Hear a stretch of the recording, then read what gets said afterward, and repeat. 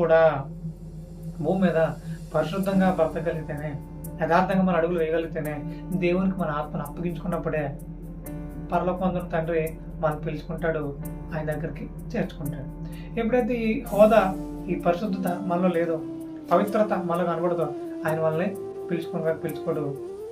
దేవుడు ఎవరిని పడితే వాళ్ళని పిలవడు. ముఖ్యమంత్రి గారు కూడా ఎవరిని పడితే వాళ్ళని పిలవరు. ఎందుకు పిలవరు? వాళ్ళకి తెలియని వాళ్ళని ఎలా పిలుస్తారు? వాళ్ళతో సత్సంబంధం లేని వారిని ఎలా పిలుస్తారు? పిలవరుగా. దేవుడు కూడా సేమ్ లైక్ ఆయనతో సంబంధం లేకుండా బ్రతుకుతున్న వాళ్ళని దేవుడు ఎందుకు పిలుస్తాడు?